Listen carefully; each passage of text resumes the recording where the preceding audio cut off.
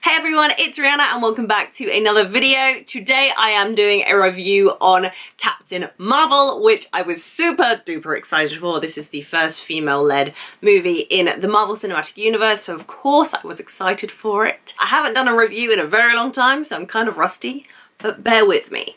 As always with Marvel films, I've never read any of the comics to do with Captain Marvel, and there will kind of be spoilers in this review, but I will tell you when I'm going to discuss them. Also stated at the end of the credits, for crying out loud, like you should know by now. Captain Marvel tells the story of a woman named Veers who is a Kree warrior. She gains powers from a Kree energy blast and then joins the Kree army. She finds herself in the middle of an intergalactic war between her people and the Skrulls, who keep going around different planets and trying to take over. Veers keeps having reoccurring dreams of a past life down on Earth in the 1990s as a human woman named Carol Danvers, a US air pilot. And when Veers finds herself on planet Earth, she goes on the hunt for who she really is while trying to stop the Skrulls from taking over. Here we have Brie Larson playing the title character of Captain Marvel, or Carol Danvers. I think here the character is the most important thing. She is very much a human character, which makes her stand out from all of the other Kree. She gets pointed out a lot for being too emotional and too irrational sometimes and not following orders. You like her, you root for her, and you really want to find out more about her. She is kick-ass, she is smart, emotional, kind. She has all of the personality traits that you want in a main character to root for, and I really did root for Carol Danvers in this film. Out of all of the Marvel characters, I felt like she was the most interesting because of the way that they tell her story. The storytelling here is a bit mixed up and patchy, but I feel like that suits Carol Danvers' character, considering she's struggling with who she is and she can't remember her past. So I feel like the way the story is told definitely reflects on the character and how she's feeling. It also had to have a unique approach to the storytelling. It's another MCU origin story and it could not be the same as the rest. A lot of the origin stories from the MCU recently have taken a different route, and while it's very risky, a lot of the time it pays off. I would say I liked Captain Marvel's origin story more than about 75% of the other origin stories, just because it was far more interesting to watch than like the first Thor movie.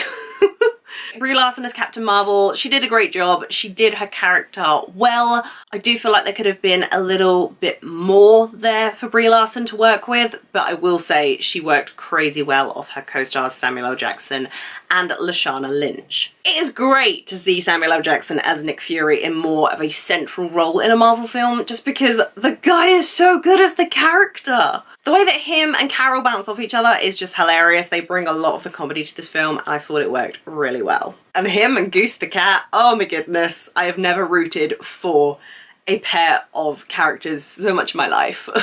Leshawna Lynch plays Carol Danvers' best friend on Earth, Maria, and I absolutely love their friendship. It was so nice to not see a stupid love story in a Marvel film. Captain Marvel doesn't need that. The story was so much more interesting because there was no love interest.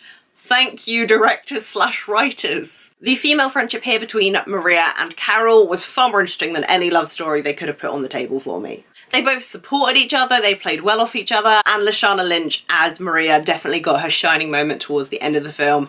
It was so fucking kick-ass. Her scene, this is spoilers, her scene being chased by Minerva, played by Gemma Chan, in the spaceships was some fucking Star Wars level ace spaceship fighting. Holy shit, it was so good. I'm done with the spoilers now, you can come back. I think the only character here that didn't work for me was Jude Law as Yon Rog.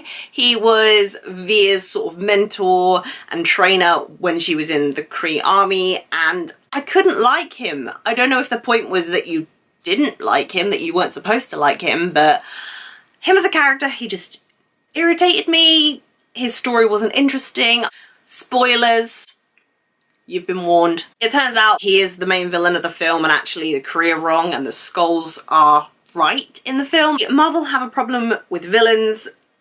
It's gotten better recently, but Jude Law as Yon Rong needed more backstory. Couldn't believe it. Wasn't threatening at all. When you have a character as powerful as Captain Marvel, there is no villain that can match up to her. Okay, spoilers are done. Thanos is gonna have a run for his money in Endgame. The villain here was weak. It was one of the main irritations I had of the film. Captain Marvel is set in the 90s, which is different from any other Marvel film we have seen so far. It has 90s music, 90s style, even has a blockbuster in there. And I absolutely just loved it. It brought a unique flair to the look of the film, to the styling of the film. Everything here, styling and storytelling wise, needed to aid the film to make it different from all the others. And they did a great job with that, writing and directing wise. And I'm a sucker for a fight scene set to a catchy 90s pop rock song, like, mwah. There was a good mix of fight scenes in here, a lot of hand-to-hand combat, which I'm a huge fan of. I wasn't actually bored here by the action scenes that weren't hand-to-hand combat. The battles between the spaceships were really, really cool. Everything was shot really well, fight scene-wise, so I'm very, very pleased about that. And the special effects here looked so, so good. I honestly felt like I was in a Star Wars film or something, just because, you know, it's set in outer space, the spaceships look amazing. Even though I love Carol Danvers as a character, I love the look of the film, I love the storytelling, I feel like it could have been more spectacular, considering what a powerful superhero she is, but it is an origin story. She is only really getting used to her powers, so I feel like in Avengers Endgame, when we're going to see her next, hopefully she will be 10 times more spectacular, because there would have been a 20-year gap between films, so I'm hoping to see spectacular things from Captain Marvel in Endgame. This film was a great origin story for Captain Marvel, a great film overall. I really love the character and wanted to see more of her. One of my favourite origin stories from the MCU, but doesn't quite beat Black Panther. I have griped with it, but it's a film that you're going to have to get used to because it's unique, but that's what I love about it. I love that they didn't take the by-the-numbers Marvel origin story. Avengers Endgame is right round the corner, so catch up with Captain Marvel before you see that. You are gonna need to know who this chick is before that film. She is gonna blow your mind. And that is all I have to say about that. Let me know down below in the comments what you thought of Captain Marvel, and we shall discuss. If you liked this video, please be sure to give it a thumbs up, and if you haven't already, please subscribe to my channel. As usual, all my social media links are down below in the description if you want to come follow me. And thank you guys so much for watching. I'll see you very soon. Bye!